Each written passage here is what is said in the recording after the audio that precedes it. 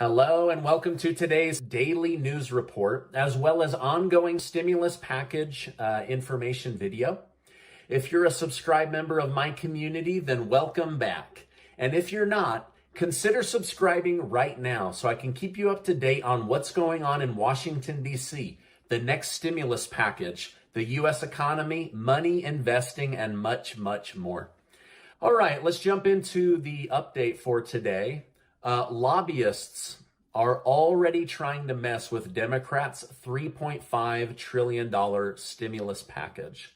As of right now, there are around 2,000 lobbyists, so about 4 for every person in Congress, trying to schmooze and win over the Democrats to get their business and their industry protected.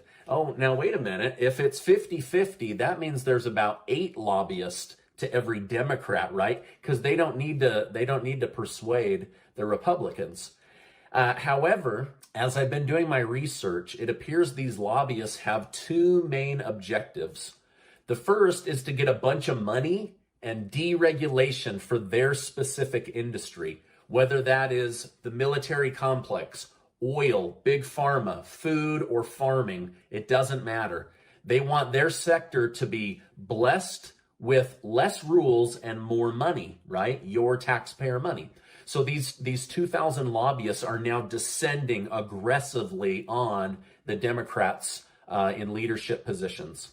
Their second objective is to have all of this done without lowering the price tag of the $3.5 trillion bill and without increasing taxes on these companies, right? All of these lobbyists and businesses want to keep their corporate tax rate low so that they don't have to raise prices on the consumer or lower their profit margins. Now, Senator Sanders said he isn't interested in making this next bill about the businesses, but rather he wants to keep the focus on the American people. But he said he's willing to hear them out, right? So he knows he's got to play a little bit of the game in order to get this drafted and funded.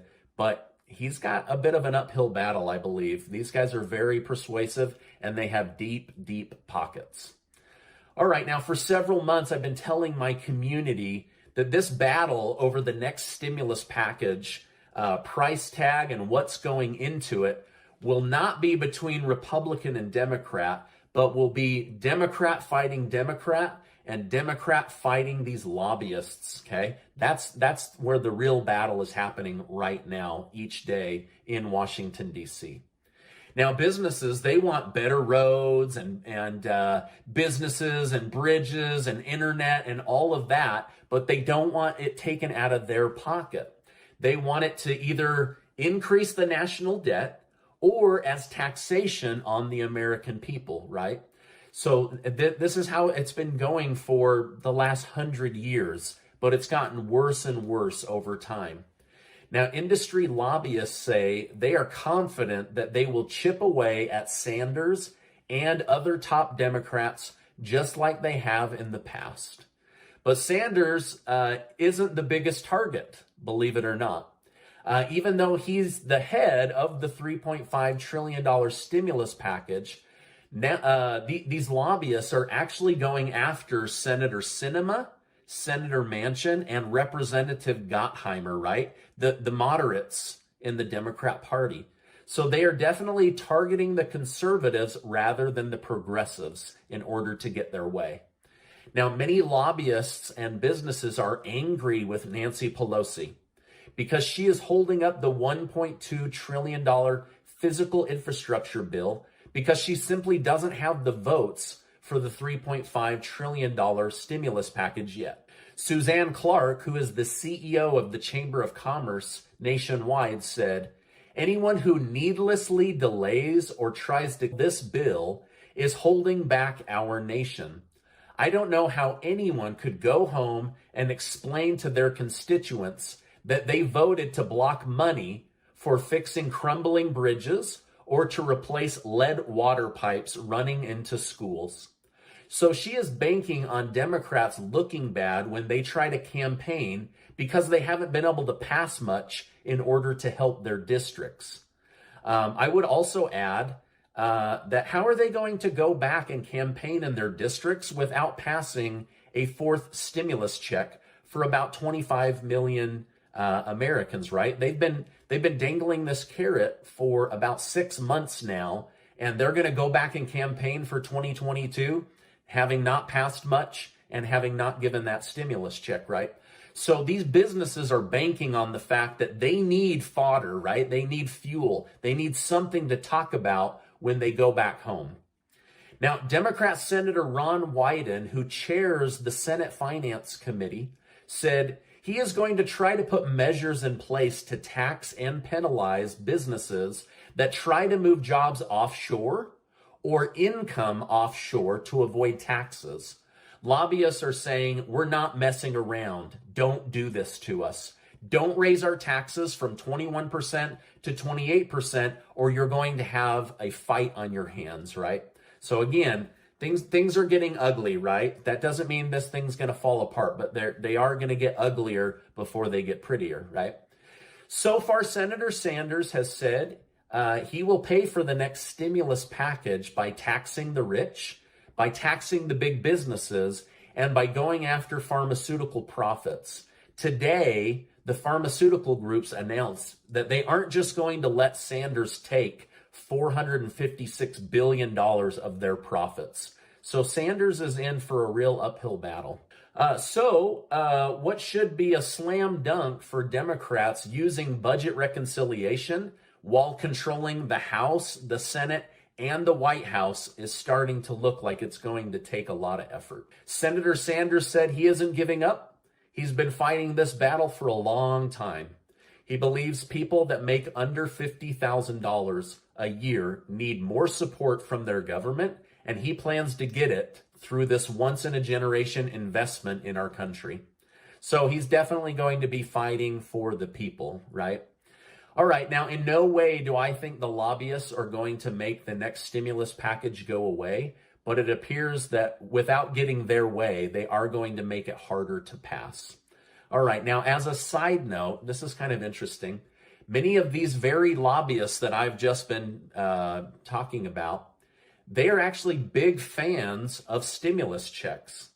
And it could be that these big groups fighting for their own interests could be the reason you get your next stimulus check, not Congress.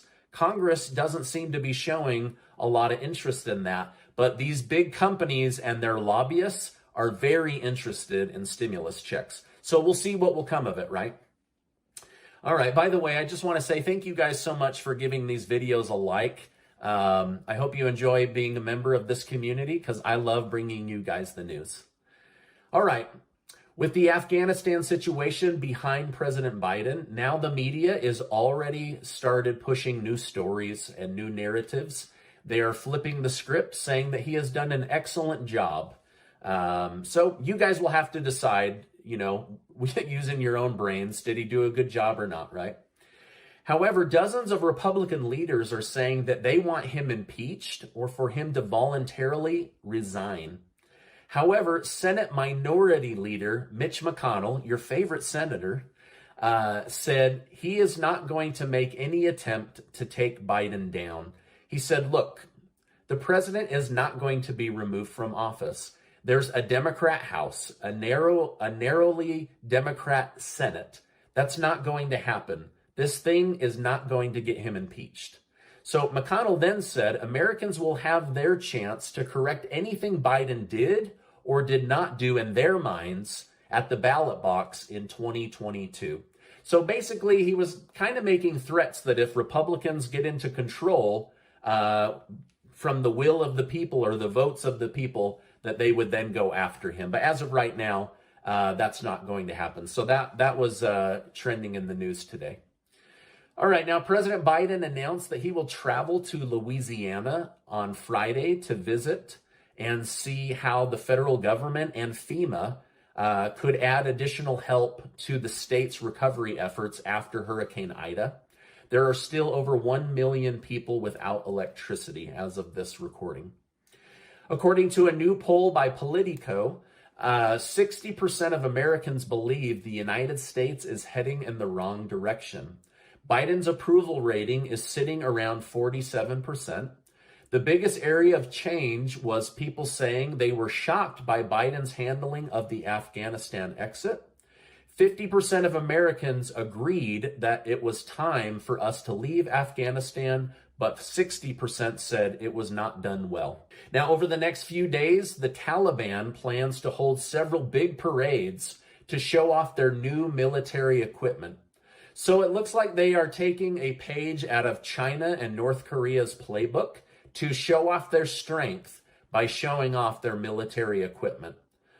In reality, though, it's just to mock the United States because it's not their military equipment, it's ours. It just happens to be in their hands right now.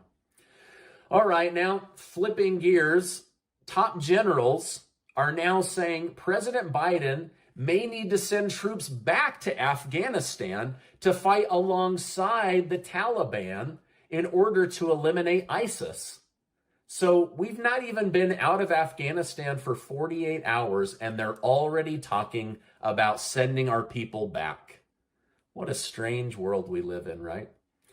All right, speaking of back at home, the jobs creation report was released. Only 374,000 new jobs were created in the month of August, not hitting a much needed target for the Biden administration and also for the U.S. economy. According to a Dow Jones report on the Hill, the White House was hoping to hit 600,000 jobs or more in the month of August. So 374 compared to 600,000 plus. All right, now the other big frustration most Americans are carrying right now is inflation and the rising cost of goods, services, and gas. These seem to be the hot points for most Americans. The Federal Reserve continues to say inflation is transitory, meaning it will move on at some point. But more and more Wall Street analysts are building in higher prices to their models, saying it is likely going to stay with us. I hope it doesn't. Seems that everything is so expensive these days, especially food, gas, and cars. They've all just gone up very, very quickly. All right, now this is my update for today. As I know more, I will definitely come on and share more with you. Before you go, make sure to sign up to be one of the 53 winners of the $10,000 that Casey and I are giving away. 3 people are going to win $1,000. 20 people are going to win $200, and 30 are going to win $100. I'm really excited to give this money away, and I'll make sure to leave that link below. Now, before you go, I just want to remind you that you are amazing. I appreciate you being in my community, and I'll see you on the next video.